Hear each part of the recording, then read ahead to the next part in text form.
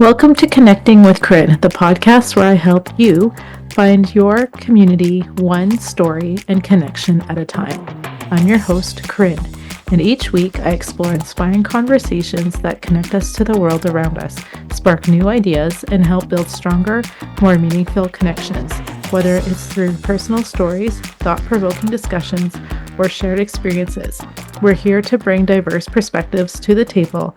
So let's dive in and start. Hey everyone, welcome to another episode with Connecting with Corinne. I'm Corinne and I've got my friend Kyle Gieni here. Hey Kyle, how are you? Good to see you. Great to be here. Thanks for having me. And yeah, I'm excited to get going. Thanks Kyle for coming. So I always like to do the introduction of how I know the guests. So Kyle, you and I went to university together way back and I was thinking about this. I'm like, oh my God, it's over 20 years ago. Yeah, quite a while, quite a while. I always date myself. I'm like, I went to university. No, well, back then it was college. So Yeah. college turned one of those college turned universities. So yeah, we were in that moment where it was still Mount Royal College, Yeah. MRC. Now it's MRU. They're always going all over the place. I actually see them in town. I'm in Vancouver, so I see them in town nowadays. They're always playing sports at UBC. I'm like a few minutes away from UBC myself, so I'm always going there catching some good hockey games, soccer games. So they're always rivals and things like that. And I tell people that I went to Mount Royal, and they're like, "Oh, that's our rival, like UBC's rival." So yeah, Yeah, I know. We were there like before it turned university. Yeah, so it was yeah, MRC, not MRU at the time. We're totally dating yeah, ourselves now, but we have not aged at all, so we look yeah. good. No, yeah, we've gotten better. That's for sure. Age, we're like fine wine. We age better. So Exactly. we went to Justice Studies and we did the applied degree together, and that's how we known each other and just kind of kept in contact. So you're doing some pretty amazing things now since college, but let's just hear a little bit about you. Cool. Can't really see it right now. I'm in a wheelchair. I guess I could kind of show you. That's what I have right now to deal with is rolling around.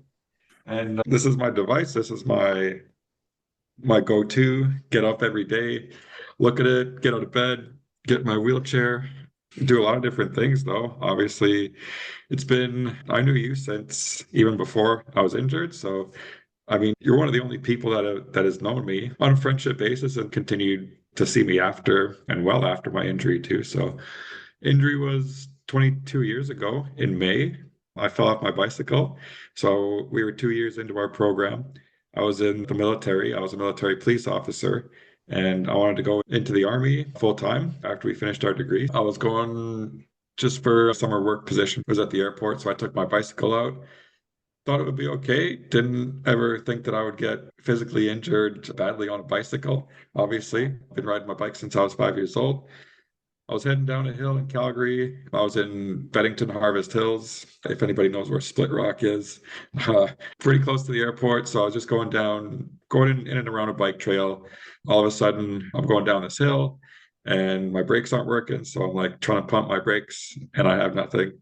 So heading down, I don't remember anything afterwards. I'm just obviously probably blacked out after that. My mind probably didn't want me to remember what went on, but headed down the hill, obviously full speed, hit something, hit a rock. My bike was in pieces. Like the front tire was absolutely bashed. And yeah, my nose was broken. I obviously broke my back at the T4 level. So completely injured. They call it Asia A, which is like completely injured. There's Asia A, Asia B, Asia C, Asia D. So the higher letter you get, the more function you might have. But mine was Asia A, so it was completely injured. It was like stretched and compressed spinal cord. My spine itself was the discs were broken. They broke at T4, T5, and I fell on my face. Like I said, I broke my nose, my neck, the spinous processes of my neck were also broken, but it didn't impede my spinal cord. Luckily, obviously, I wouldn't have function of my hands or have function of the upper part of my body. And a lot more things would be compromised if I'd have broke my neck. Yeah. I want to say luckily, I broke my back and not my neck. And like I said, been 22 years since then. I went back to school with you. Obviously, you came to see me in the hospital. We were Yeah, a little different. The crew coming by, the school crew coming by and hanging out at Foothills Hospital, and yeah, seeing the new me and seeing what I had to deal with and things like that. And then, yeah, I just got back into school. Um, Finished off the degree 2 years later. So, spent the summer of 2003 in the hospital. Then we're back in school in the fall of '03, and then yeah, it was definitely a journey. That's when the Flames went to the Stanley Cup in 2004. So it was cool to be in my situation because I got tickets to one game every round. I don't think they won any one of those games, but it was always like the triple overtime against Vancouver, and then the Tampa Bay. Obviously, the Tampa Bay controversial no goal that was called against us. So yeah, it was. Otherwise, I don't know if I would have got tickets to go and see these playoff games. So it was cool. You got to take what you're given and do what you can. So yeah, I'm doing a lot these days, trying to get into acting and into background works and things like that. So doing a few movies here and there, doing some TV shows, trying to get into some commercials as well. So yeah, that's my work life, I guess. But as for anything else, there's a lot of research that I do for spinal cord injury. Most recent one I was doing was spinal cord stimulation. So we had stimulators on my back, which is like a lot further down my spinal cord. They're between T12 and like L1. So they were trying to stimulate my spinal cord and trying to get my legs moving. So if I tried to move my legs, I could kind of move my legs. It's kind of weird. I would never have any function of moving my legs or anything like that. But with a little bit of stimulation, I could, if my legs were spread out, I could move them inwards, or I could also kick my feet if my feet are hanging. And that's with the same voltage, with the same current. And I was able to do two different things, even though it was the same electrical stimulation that was taking place. So it just goes to show that there's something in my mind that I can still have function of even below my injury. So that's pretty positive. It's obviously not in production right now. It's all research, like I've said. So there's always a light at the end of the tunnel and always something to look forward to. And obviously being in the hospital 22 years ago, it was obviously hard times, difficult times. Playing hockey, I played junior C hockey. I played hockey on my military team as well. So it was a huge shock to the system knowing that I wouldn't be able to hit the ice on skates anymore or go skating ever again. But there's obviously other opportunities. I know we're jumping all over the place here, but when you came to Vancouver that time, we got to hit the ice together. We were playing sledge hockey. So I don't think you can count. I don't think you can count anything out. Anything is possible. Even being in a situation like this, even having my spine broken, and having the doctor telling me that I could never ever have function again or ever walk again. I mean, I've done all that stuff. I have walked again. I do marathons these days for fun. So I'm walking, I'm stimulating, I'm researching, I'm getting into movies and things like that. So I don't think there's anything that I won't try. I can kind of do anything. I mean, you try and challenge yourself to do different things. And if somebody tells you that you can't do some things, there's got to be a way to prove these people wrong and to actually use that fuel to fire whatever you have inside you and to take that to the next level. Like I was walking in the exoskeleton 10 years after my injury. So I did get up, I did walk, I had crutches, I had a robot attached to a RoboCop kind of thing. So it was cool getting to walk and getting to feel that, getting to feel the motion, getting to stand up, getting to move, getting to move freely. And I mean, it's obviously not functional. I can't go upstairs. I can't go out on the streets. I can walk on a flat surface with these machines. So they're starting out. There's lots of potential out there in these machines. And when the Invictus Games was here, just what was it, a couple of weeks? What was it, last week, a couple of weeks ago, I guess. One of the girls that was, I think, in the closing or opening ceremony, she was in one of those robotic machines that was walking. And she's local. I know her, and she's developed this robot that she gets to walk in. It looks obviously very slow. It's not, like I said, it's not really functional. It can go on flat surfaces, but it's cool to see what people are developing around here and what kind of potential there is for the human spirit, for the human body to do these things that people say that you can't. Well, I always just find it fascinating because I know like you were always so positive, like I know pre-accident and everything else. And when we did come to visit you in the hospital, I know Lean and I were a little bit worried because when we had heard about your accident, I think it was a few months, it was like a couple of months later, I think, because I know you said it would happen in May. And I don't think we got to visit you until about, it was like almost July or August by the time we had found out. One of the teachers had told us. Anyway, when we got to the hospital, like, we don't know what to expect because we didn't know how long you'd been in the hospital for because no one had told us. So we're like, is he going to be just in bed? And then when we went to your room, like, you were gone. You're out of your bed. Like, Kyle was missing. So then we were like searching for you. And then you were in your wheelchair and you're just smiling. And I know you were going through a lot, but I felt just that positive attitude that even you had at that time was just so incredible because I do remember you just smiling and we were all outside and we were just chatting it up and it sucked for you for sure, but you still were able to joke and able to laugh and it was really incredible and super inspiring, Kyle, because I know it was like a couple months before, right? We were all playing squash together at school. And then I know you were doing all the hockey stuff. I was always just so inspired by how you were just like, hey, and then I'm like, are you going to go back to school in the fall? And I'm like, yes, I am. Of course I am. Why wouldn't I? Yeah, it's pretty weird, pretty funny. Obviously, yeah, my body changed. Getting into a wheelchair, that was something to experience and something to try out. But my niece, she was born 2 weeks earlier, April 29th, up in Edmonton, and there was wheelchairs in this hospital. I was in these wheelchairs and I was like going around and seeing how fast I could go in these hospital wheelchairs. So I guess I had the spirit in me even before. And obviously, I always had a knack for being. I'm not a natural athlete or anything like that, but I always try things. I was playing hockey my whole life. I was never great. I never played, I don't know, anything like your brother played. I was in WHL, junior A, junior B. I was a little lower, third rung, junior C. So I was just playing more for fun and doing, yeah, just having a good time even before I got injured. So I think that spirit just stayed alive. And yeah, it's good to hear you say that because I guess I would never put it like that, but it's something happened to my body, but I guess nothing happened to my head. I did fall on my face. I did have a few lesions in my brain, but there was no permanent damage to call it like brain injury or anything like that. So in that way, I was lucky, and I can say that I was lucky in a lot of ways. Like when someone came to find me, I was just laying by myself, just in a field at the bottom of a hill, and I must have been there for a couple hours. I was in a pool of my own blood because my nose was bleeding profusely, so I didn't die. I'm lucky I didn't die.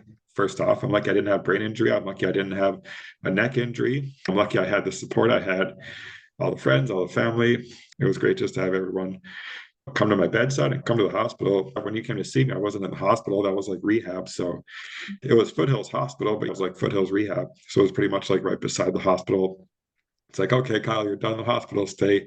Let's go to rehab. So then they just pushed my hospital bed to like another ward. That was where I did my rehab, community rehab for the next couple months, I guess. It was a long journey. It was a tough journey, but to have all the positives come out of it, you can't not realize what you do have and what could have went wrong. And you just try to take it in stride and continue on.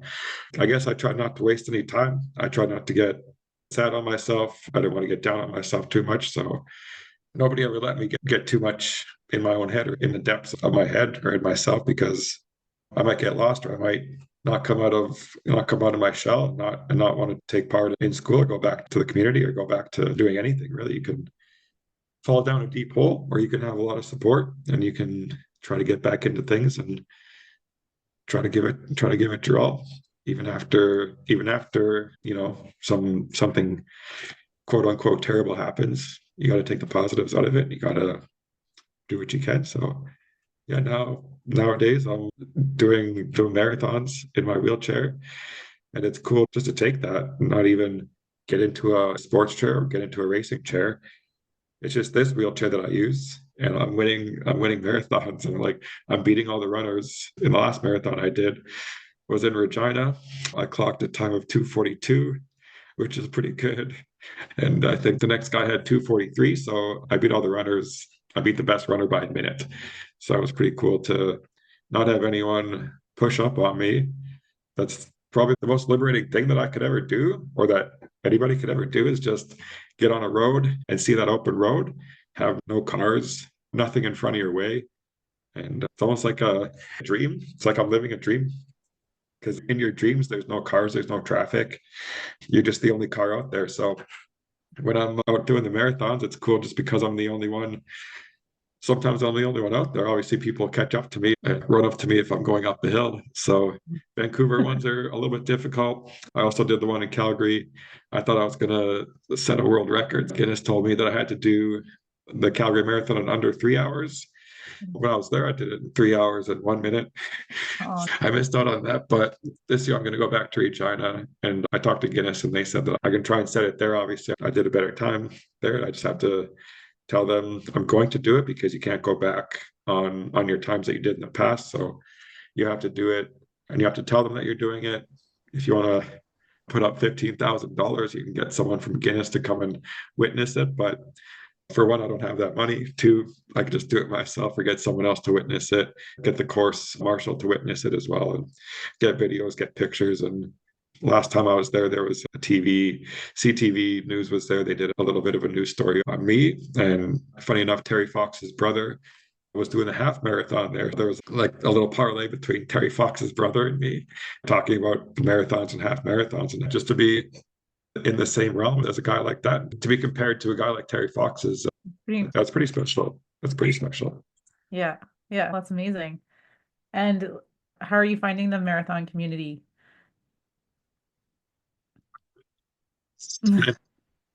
Supportive. Last time I was in Calgary, I got to go to a gala the night before. It was at Heritage Park. So I got to take my mom, and there was no other runners there. There was no other people that participate in the marathon. There was just volunteers of the marathon, directors of the marathon. There was everybody that put the marathon on. And then here they invited me to come and hang out, get dinner, get appies, get drinks, and just do some schmoozing, things like that. Get to see a cool part of Calgary, of the whole city. I get to see a little bit of history and get to see Gasoline Alley, I think it's called, was kind of redone, and it was a nice little area where everyone was all dressed up. So everybody was positive, everybody was really nice, and everybody was really, really inviting. If I'm ever doing the races and things like that, anybody I ever see or anybody I ever pass gives positive accolades. Good job, keep it going. Like, looking good out there. Just keep it up. Let's go for a personal best kind of thing. And if you're passing each other, passing one another, sometimes like if I'm going down a hill, I'll pass somebody and I'll just give a few snarky remarks. Just be like, "Oh, sucks to be you guys," kind of thing. Like, I mean, you guys are wishing you're in a wheelchair now, I bet. And then I'll see them going up a hill and they'll shoot me back a few remarks too. So, yeah, it's all fun. It's all good. Everyone's real positive and everyone is always in. I mean, if you're in a marathon, I don't think you should be in a bad mood. You should be there to have fun and to be in the moment and to be there for the experience and give everybody else a great experience.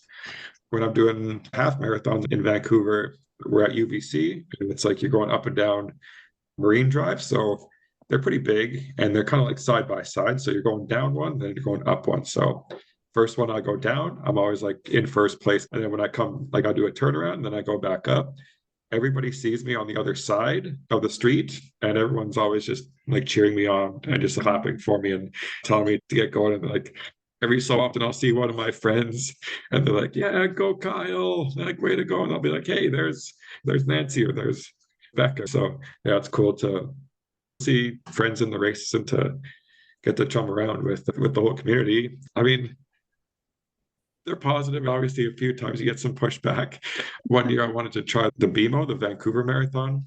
They told me I couldn't do it because I was in a wheelchair.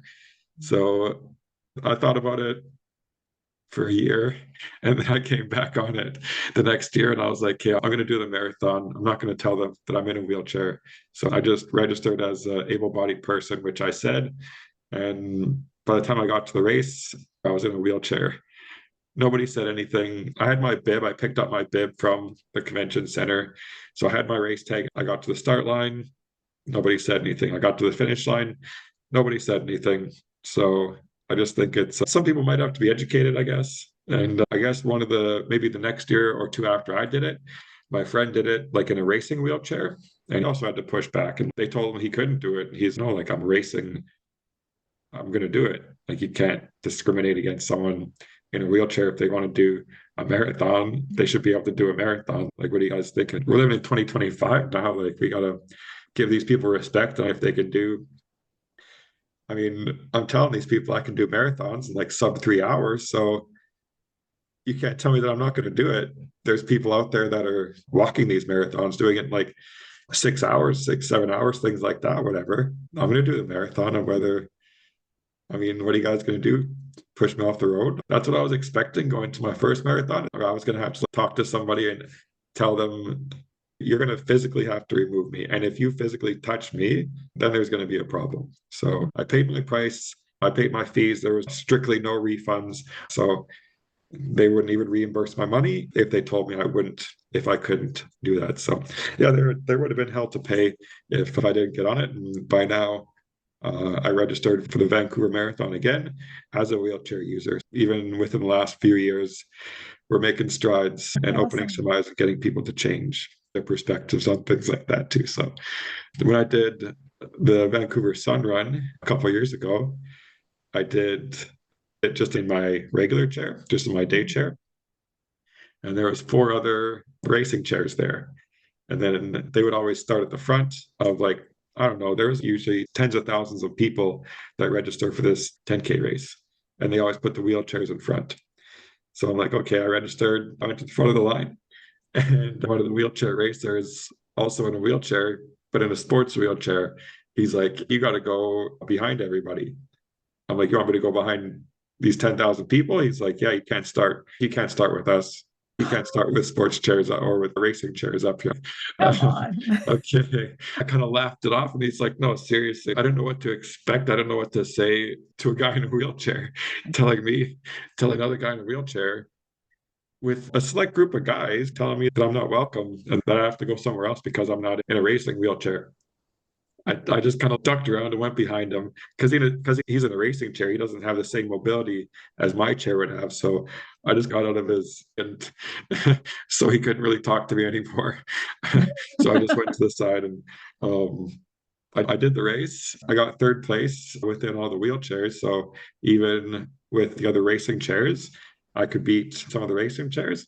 And I also beat this guy that told me that I couldn't be there. So, That's what I was that gonna was ask. just, I'm like, did you beat him? You yeah, better beat I him. I did take him at least, yeah, a couple minutes anyways. I got 3rd place. I finished 3rd place and I had a time. There was a small write-up and I posted the write-up and it said that I got 3rd place. But then again, now if I look up my time, it said I was disqualified.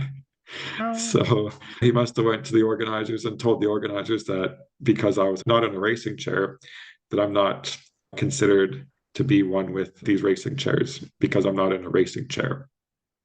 But yeah, it's fine. I'm using ski poles with carbide tips in them. So they're just cross-country ski poles that I use in the streets. And that's how I'm doing a lot better this way rather than pushing a wheelchair this way. It's really efficient. And even in my day chair, I can do some damage, I can do some distances, and I can even beat some people that are actually in racing chairs too. So yeah, it's pretty cool to turn some heads and to even turn heads that are even you thinking in the same space as you.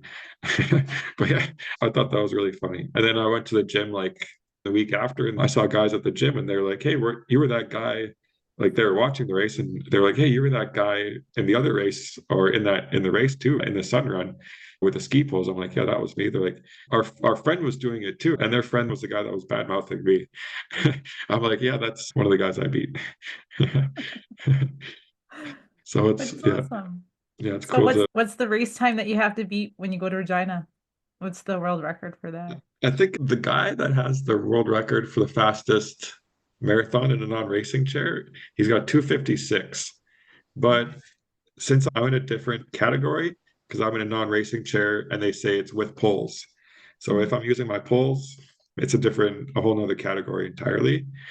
So even though I can do, if he's at 2:56, if I did 2:42 last time, he could still hold his record, then I would have a new record on top of it. So even though the one time that I did the half marathon, I emailed Guinness and it was back and forth with them. And they said, I did the race, I did a half marathon. And that's the world record I have is the half marathon. It's an hour and 23.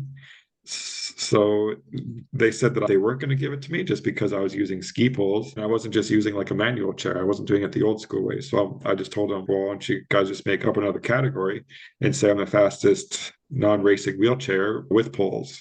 So then they just made up a category to say that. So Awesome. Yeah, I think I could go back to Regina and do it as long as I get under 3 hours, because that's what they told me to do in Calgary. I think I could do at least beat the other guy's record. But if I do the same thing, I think the year before I did 240, 246, and then this year I did 242. If I'm in Oh, you're 240s, faster. I think I can. Yeah, I did get faster. It was pretty cool. Whether it's the second time I did it, second go around, yeah, training a lot and training harder, and whatever it is. Yeah, it was pretty cool to beat my own personal best. So we'll see. I'll try to go back. If I go back again and clock anything at around 240 or 245 or anything like that, then I'll be happy with it. And if I get in the 230s, then that would be extra cool. So yeah, we'll see what I can do. That's amazing. Let's talk a little bit about your new acting career that's going on, because I know that's pretty cool. And I think when we were just chatting through Messenger, you were saying that they're looking for more actors in wheelchairs and disabilities.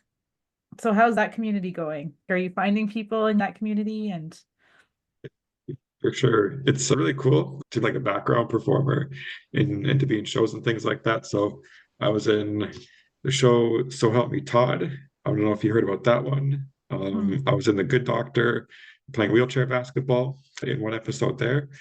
And in So Help Me Todd, I was just like in a wheelchair and I was in the background in an office. So I was at their law office, just kind of wheeling around with boxes or files. Sometimes I would get in a shot. So actually, a lot of the times I would get cut because sometimes the main character would say hey to me or something like that, and it's going to be my shot now. But then I wouldn't even be in like that scene. And then sometimes you get really good scenes at the same time. So sometimes you're kind of front row center. This one time, like I told the main actor because she's really nice, Marcia Gay Harden.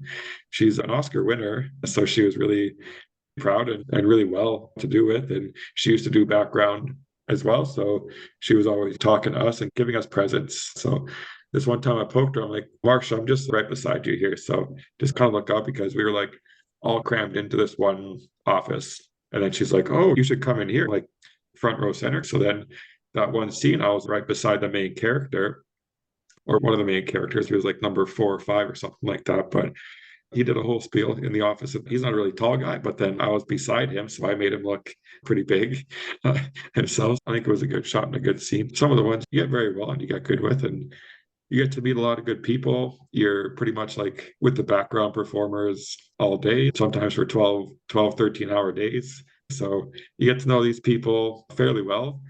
Sometimes on these days, you might get to a set for a couple hours, and the rest of the time, you're just hanging out with these other people, going for snacks, going for breakfast, going for lunch, going for more snacks, and just talking with these people. Obviously, just telling jokes, hanging out with these people, trying to see what they're up to, see what kind of plays that they're doing. Some of them are writing, some of them are reading, some of them are producing like screenplays. So they're making friends. I'm making friends with all the other background. And then here they are producing their own films. I met a guy on background and So Help Me Todd.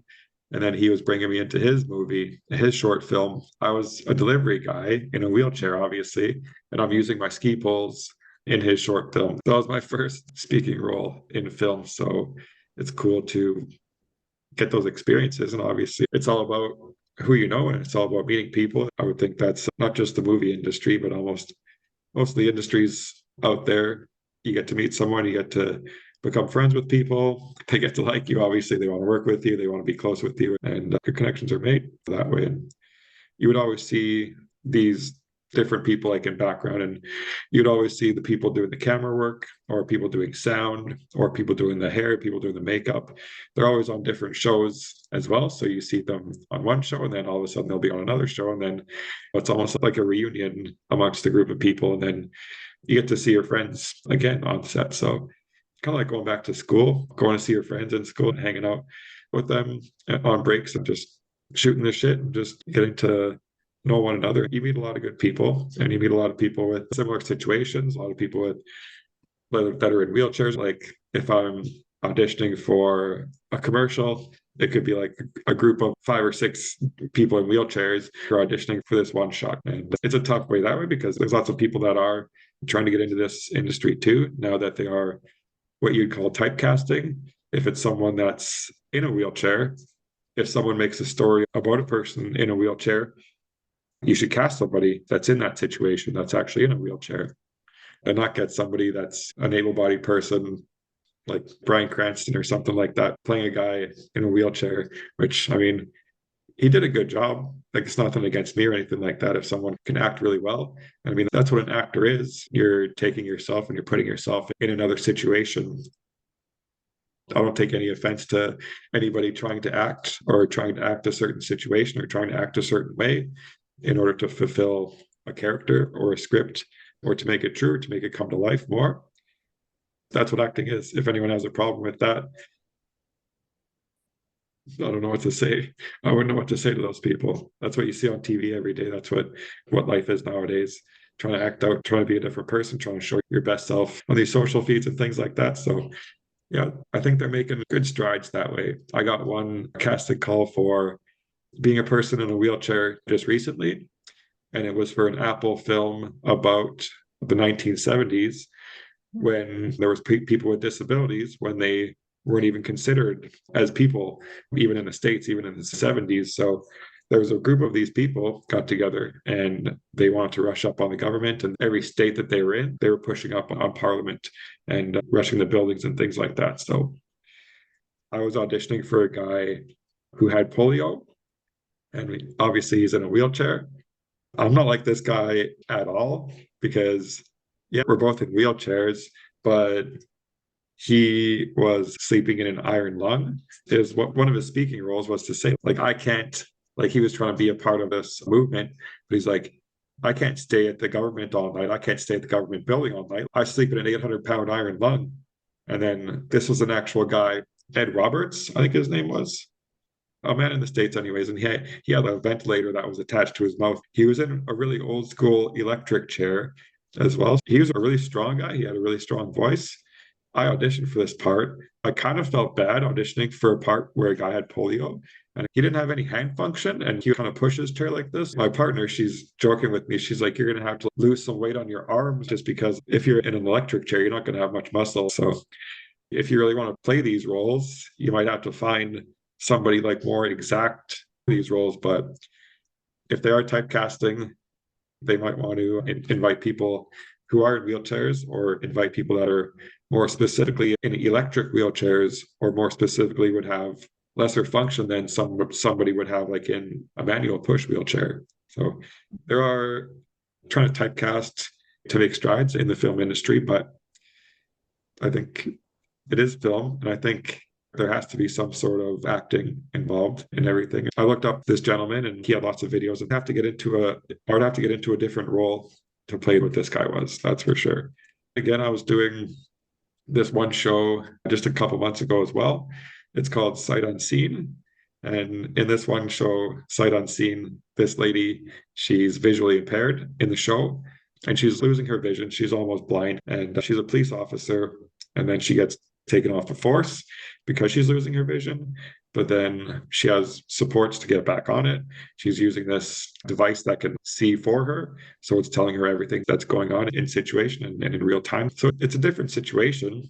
You might think you get someone to play this girl who's visually impaired, but being a main character, they did typecast, what's her name, Dolly Lewis, and she is visually impaired.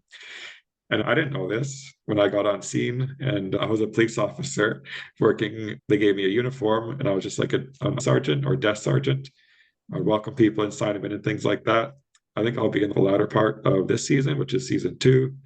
And when I was talking to Dolly on set, she came up to me, and I was just like sitting in between takes. And so she come up to me and she's talking to me, asking me like what I'm doing or what I'm up to. And then she's like trying to read what I'm writing because I'm just like doodling.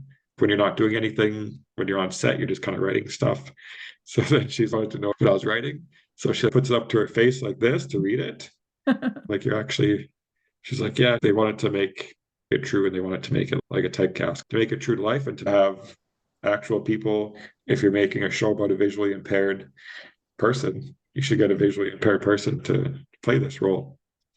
And she does a really good job. And it's something that would probably add to the show, because if somebody got in there trying to play a visually impaired person, I don't think that they would be I don't think that they would be exact. And I think that there would be some nuances to say, I don't know about that. This person can obviously see they're just playing this person that's visually impaired. But if you get a person that's actually visually impaired, playing a person that's visually impaired, then I don't think there's any guesswork that goes into it.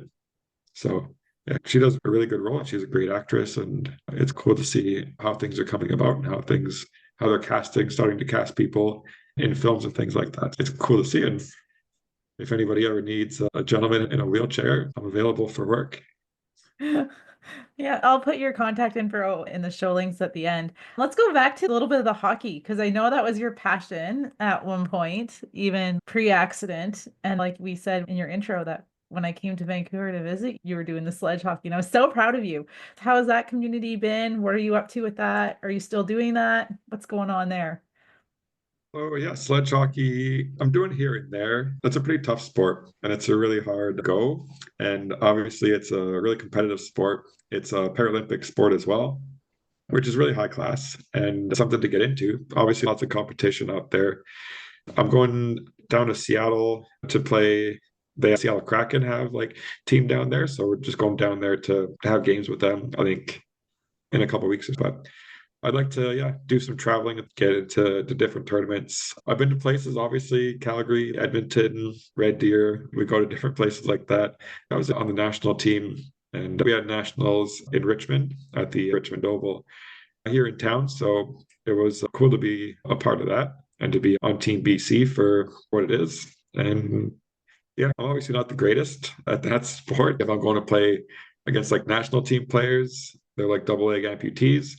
And these double leg amputees have control of their whole bodies, where my control ends pretty much like around my chest. I don't have much control of my abdominals. My legs are pretty much just dead weight. So I'm pushing around lots of weight that's kind of just there. Some of the people that I'm playing against are like double leg amputees. So they have control of their whole body. If you're a double leg amputee, it's better for sledge hockey because then you don't have anything in front of you. And plus, some of the double leg amputees are cut so short on their legs. Like they're playing with two sticks and they almost don't have anything in front of them. So they're almost like playing like a stand-up hockey player with two sticks. And that's just insane because here I am with legs in front of me, pushing a sled. And yeah, playing against what look like monsters out there. It's full contact, there's hitting involved. So it's a rough sport. You got to suit up and you got to take some hits here and there. I think the hardest part for me is just trying to get it into all my gear and just to try to transfer from my wheelchair almost to the ground.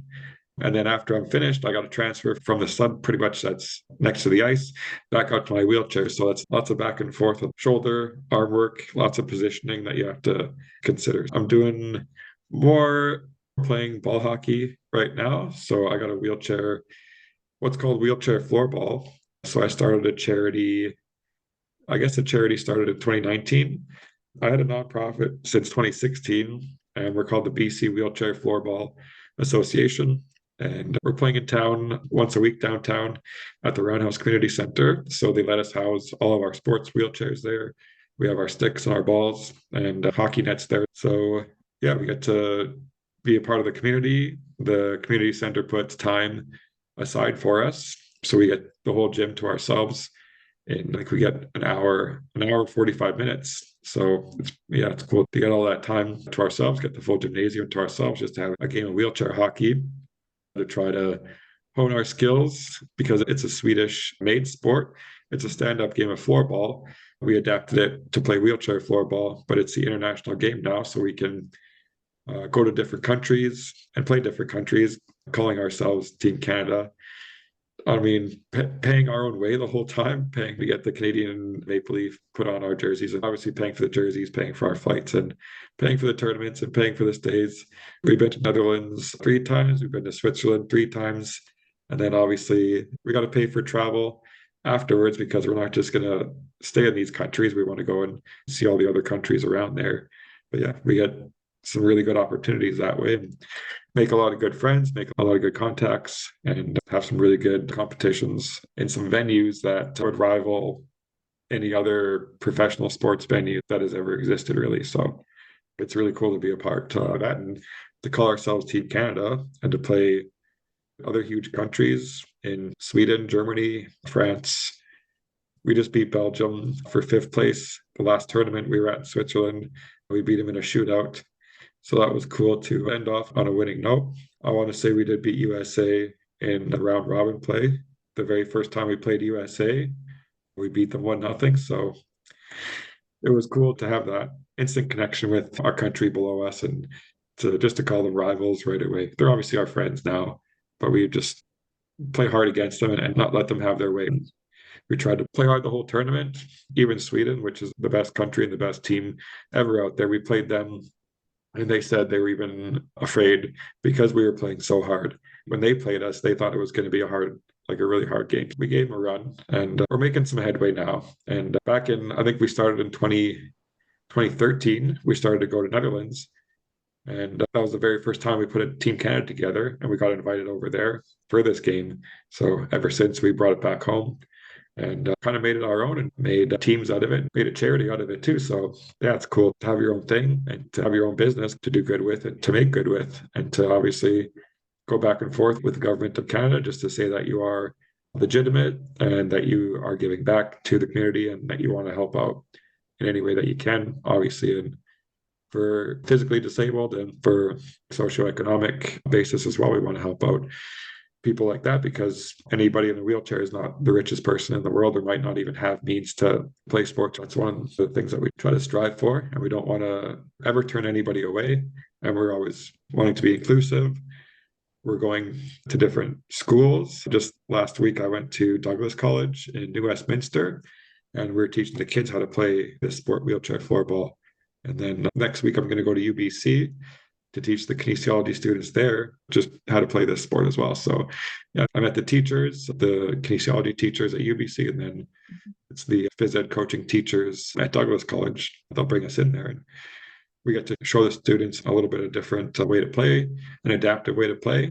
Then again, it's just an inclusive way to play. Anybody can play. It doesn't matter. You've got into a sled to play sledge hockey. It's not necessarily, you can't call it a disabled sport. It's in the Paralympic Games, but I mean, my brother plays on Team Canada for wheelchair floor hockey. So there's nothing holding anybody back to play. If someone's able-bodied and wants to play a wheelchair sport, I'm not going to say they can't. It is allowed. And if we go overseas to play, we're allowed to play in international competitions as a developing country right now. So if you're Team Sweden or Netherlands, Switzerland, they all have disabled players on their team. Also Czechia, they're all disabled, but they're all good. They all have leagues like in their countries too. We just have one game a week and then we ask different players to come and join our team for Team Canada. So we're starting out still, and we got to make a little bit of a headway. We're competing with sledge hockey, competing with other wheelchair sports like wheelchair rugby or wheelchair basketball is a huge Paralympic sport as well. So this is more of a fun game of hockey. We're playing with like a wiffle ball. So these things got some speed to them. We can get them up over 100 kilometers an hour. And it's a fast game, right? Because you can get this ball from one end to the other in a second. And that's a legal play because there's no offsides or there's no icing. So it's a wide open game and a fast paced game as well. So a lot of fun. One of the best basketball players in the world played for our team the very first year. And he said this was a more fun game than basketball was. So he's, yeah, I mean, he's also from Edmonton and he played hockey his whole life too, right? And then there was the only other option was really sledge hockey or wheelchair basketball. So he took off with basketball and he was one of the best players ever for Canada, really. It's cool to see the comparisons to other Paralympic sports and how we can maybe become one of those sports one day if we can get enough countries involved and maybe have a world championship one day. A guy from Australia just came over here and he tried this sport downtown with us. He's from the Netherlands himself, living in Australia now. So he said he's played before, but he's going to take this game down to Australia, start some games down there. That's another country involved right there. So yeah, opening more doors and creating more opportunities that way. Yeah. So how did you transition from hockey to floor hockey? I guess I would always play wheelchair hockey. We had wheelchair stick, or not wheelchair. We would play wheelchair sports chairs. We would just cut down those carbon fiber sticks. We would play with an orange ball. Yeah, we would just play for fun. And that was a group of guys and girls around town that would get together to play just a game of wheelchair hockey. There was no league or anything like that. I would always play wheelchair hockey, and I played wheelchair hockey for a while. I had a wheelchair basketball chair to play with. I played a little bit of wheelchair basketball because that was an option too, but yeah, I didn't like that game too much.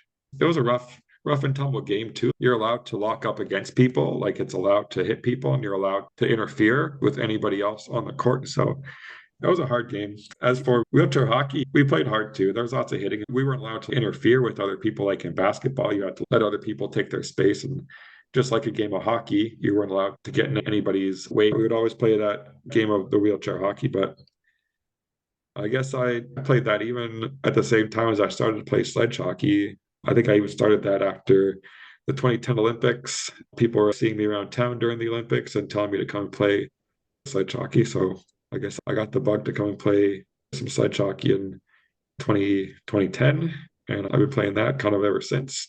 Like I said, that's a rough sport. That's a harder sport to play. You're getting on the ice and you're having to do different motions than you're doing on a daily basis. So it's a little bit easier, I guess, to do a chair to chair transfer as opposed to doing a chair almost to a floor transfer and back and forth. So I guess that transition was easier for me. And I mean, sledge hockey is really cold once you're on the ice.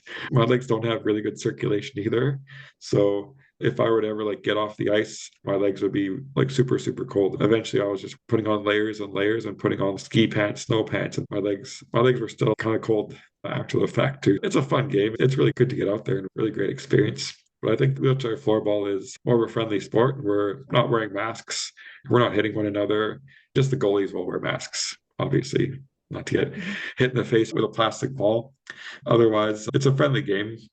We'll go out for food and drinks afterwards, and we're right downtown, so we're really close to a lot of expensive sushi restaurants, but lots of good pubs here and there too. It's a really good community. When you guys go out, do both teams go out at the same time? Because I know with rugby, that's what we do, because you hit hard on the field and you buy your opposing number of beer after. So I'm just curious. I know like with hockey, right? When my brother played hockey and probably when you played hockey, it was just the team. And then they're like, we're not going to talk to the other team. If you can imagine the Flames and the Oilers having a pint afterwards, Yeah, be right. mind blowing. Yeah, But right.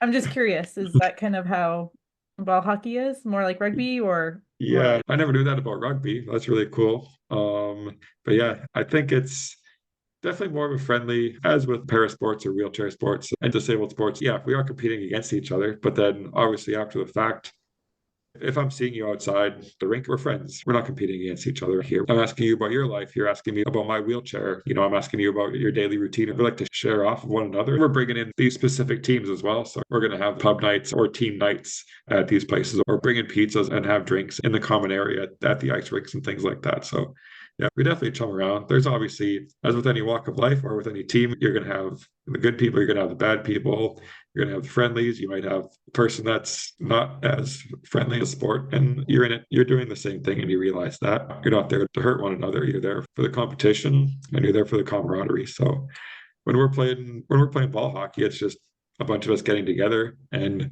whoever comes, we got reversible pennies, so we're just making teams on the spot. Whoever comes, try to make the teams even and just have some fun with it. And everybody's invited out afterwards to come out. And we don't discriminate that way. So, yeah. that's amazing. And then when you go internationally too, is that kind of the same vibe with the different teams and communities is getting together after? I think when you're playing international sports, you're more sticking with your own team and getting into those other things like the other countries don't even speak your language. Mm. Anybody on the Czech Republic team, they're not speaking English, that's for sure. But then when you're getting into the more Western European countries like the Netherlands, there's a handful of people that are going to speak English and speak perfect English to you. You see them for a first time, you're not going to be friendly with them. And obviously, if you see them over and over again, and if you run into them, you're going to talk with them. Or if you're outside in the smokers pit, you're going to see a bunch of them and you're going to hang out with a bunch of them. So you cross paths with them, you're going to hang out. And then I think when you're eating with your team. It's in a big sports hall and you're getting served. You're not going to go and eat with the other team. You're going to stay with Team Canada, and everyone's kind of dressed the same and everyone has their own tables. So you're going to stick with one another during the tournament. After the tournament, it opens up quite a bit. There's usually a party at the end of these tournaments, and sometimes we'll just go up to the city. Like if we were in the Netherlands, the place was called Breda. So we would just go downtown, meet up with Team Germany, meet up with Team Sweden, and just go have drinks and party with them. So yeah, it's cool to have that competition. I think after the competition, it's a different story, and you make some good friends afterwards, and you get to get some great contacts and share some really good stories with people and find out things that they might not think were possible. Even other people in wheelchairs or like different countries being in wheelchairs, they go through different things and have different perspectives. So it's really eye-opening to see how these other countries even deal with situations like this. Yeah. That's amazing, Kyle. Do you have any final thoughts? Thanks for talking to us about all of this stuff. It's been amazing. So any final thoughts or last parting words for everyone? To try to do everything that you can do. Don't ever hold back anything. Try to do your best, even given whatever situation you have. I know there are a lot of people in different situations, maybe not in my situation, being in a wheelchair or anything like that, but I know a lot of people have those invisible disabilities nowadays. So one of those things to consider, and one of those things maybe not to get overworked about as well. Try to take things in stride.